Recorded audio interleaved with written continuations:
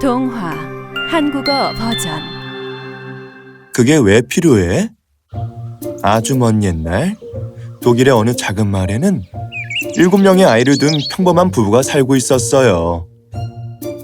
하지만 그들의 형편은 썩 좋지 않았죠. 아빠는 우체국에서 일했는데 월급이 아주 적었거든요. 반면 엄마는 부유한 집안에서 태어났고 돈도 잘 관리했죠. 그녀는 착했으며 모든 아이들을 지극정성으로 돌봤어요. 유일한 문제는 지나치게 구두쇠라는 점이었죠. 그녀는 당장 필요하지 않으면 무언가 살 생각조차 하지 않았고 습관처럼 이렇게 말하곤 했어요. 그게 왜 필요해? 7째이자 막내로 태어난 딸 한씨는 아주 귀엽고 사랑스러운 아이였어요. 한씨는 춤추고 노는 것을 좋아했죠.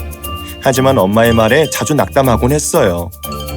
집안의 다른 형제 자매들은 오로지 스스로 필요한 존재가 되어야 한다고 믿으며 자랐어요. 오직 한씨만 빼고 말이죠. 그리고 얼마 뒤 크리스마스가 다가왔고 7 아이들은 모두 굉장히 들떠 있었어요. 이 파이는 정말 맛있어 보여요. 엄마, 우리 초콜릿 케이크도 만드는 게 어때요? 제이미에게 줄 양말, 엘렌의 새로운 학교 교복. 됐다! 꼭 필요한 건 다 준비했네. 나는 반짝이고 아름다운 크리스마스 트리가 제일 기대돼. 한씨의 말을 들은 언니 오빠들은 더욱 신이 났어요. 엄마, 크리스마스 트리는 언제 장식하나요? 트리? 내 생각에 올해는 딱히 크리스마스 트리가 꼭 필요한 것 같지 않더구나. 얘들아, 트리는 없을 거란다. 그게 무슨 말이에요? 여보, 이렇게까지 구두쇠처럼 굴지 않아도 돼요. 크리스마스 트리는 반드시 살 테니 그렇게 알고 있어요. 아빠는 자리를 떠났고 엄마는 매우 화가 났죠. 크리스마스에 트리가 없어도 아무 문제 없어. 그녀는 여전히 자신의 말이 옳다고 생각했고 트리를 사지 않겠노라 다짐했죠. 하지만 그녀의 남편은 그녀가 그저 장난치는 거라고 생각했어요. 그렇게까지 냉혹하게 행동할 리가 없잖아요. 그는 당연히 트리를 사게 될 거라 생각했죠. 하지만 이 소식을 들은 아이들은 너무나 마음이 아팠어요.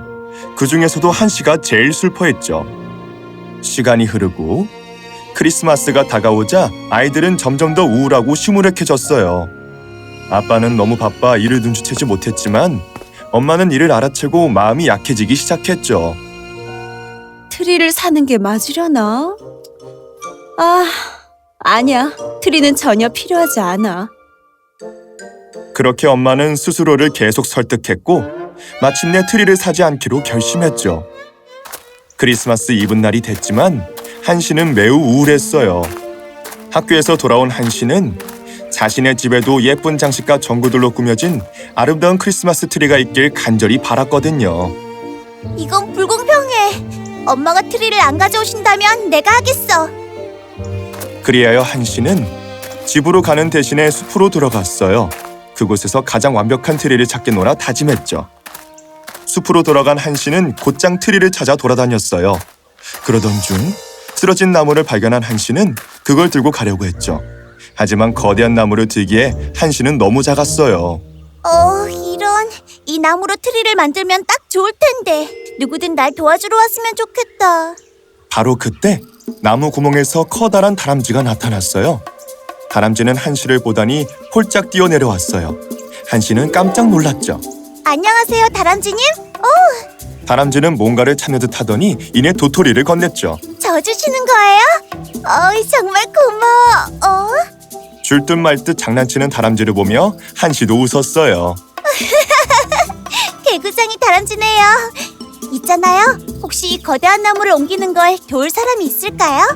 다람쥐는 그녀를 쳐다보더니 고개를 저었죠.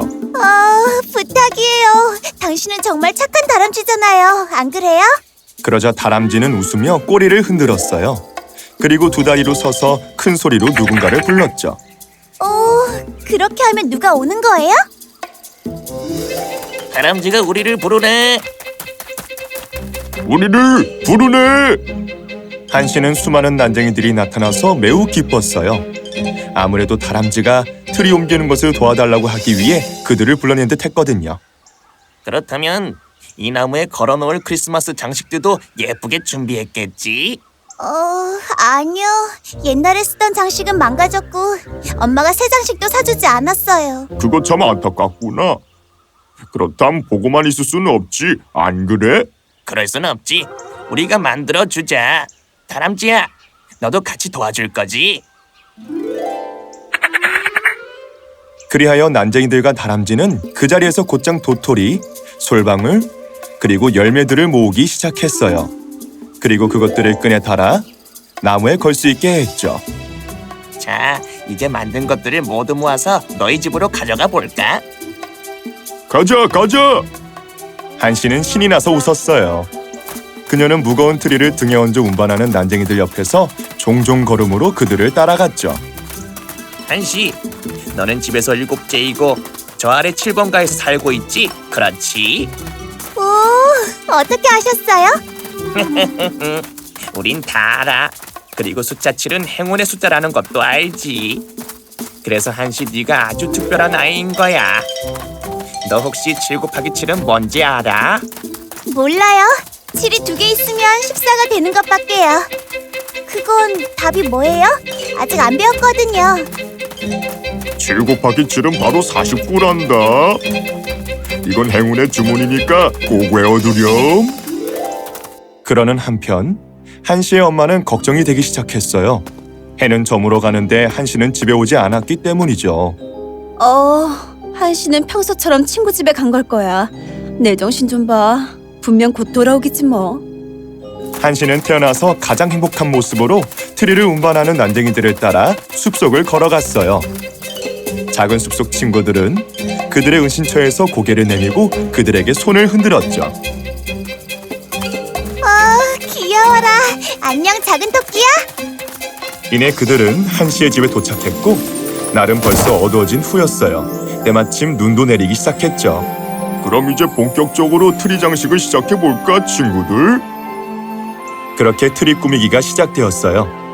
다람쥐는 나뭇가지 사이사이를 뛰어다니며 솔방울과 도토리를 걸었어요.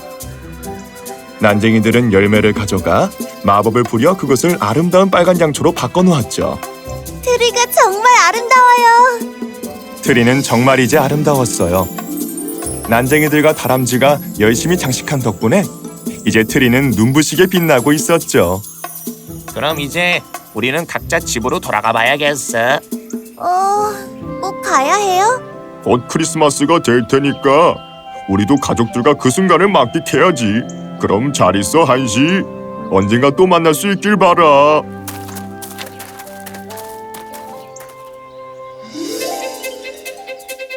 그날 밤 가족들은 아빠가 집에 오길 기다리고 있었어요. 하지만 아이들은 트리가 없다는 사실에 매우 슬퍼하고 있었고 그러한 아이들을 본 엄마 역시 매우 우울했죠. 아빠 왔다. 내 소중한 가족들. 근데 왜 이렇게 다들 슬픈 거야? 한시만 빼고 말이야. 여보, 저 크리스마스 트리는... 하지만 아이들이 슬퍼하는 모습을 본 엄마는 죄책감을 느끼더니 이내 완전히 무너지고 말았어요. 내가 정말 미안해요. 나는 정말 트리가 필요하다고 생각되지 않아서 안 샀는데 내가 정말 미안해요. 그게 다 무슨 소리예요? 밖에 아주 아름다운 트리가 있던데요. 아하, 혹시 깜짝 놀라게 해주려고 했던 거예요? 좀 신기하긴 하더라고요. 이를 들은 아이들은 신나게 달려나갔어요. 모두들 그 신비한 트리를 보고는 깜짝 놀랐죠. 솔방울은 은색으로 변해 있었고 도토리는 작은 금색 방울들로 바뀌어 있었어요. 양초는 눈부시게 빛나고 있었으며 트리 꼭대기에는 작은 금색 별이 반짝였죠. 와, 오늘은 내 생애에서 가장 아름다운 크리스마스가 될 거예요. 그렇지 않니? 네, 그렇네요. 엄마는 트리가 어디서 생겨난 건지 알 수 없었지만 이 크리스마스 기적에 감사했어요. 그녀는 행복해하는 남편과 아이들의 얼굴을 보면서 자신이 저지른 잘못을 깨달았고 앞으로 다시는 구두쇠처럼 굴지 않겠다고 약속했죠. 그리고 다음 날 한시는 그녀의 언니 오빠들에게 난쟁이와 다람쥐에 관한 얘기를 들려줬어요. 아이들은 감사 표시로 커다란 케이크를 만들어 숲으로 향했죠. 그런데 그들을 어떻게 불러내지? 아, 그들이 알려준 행운의 주문이 있어.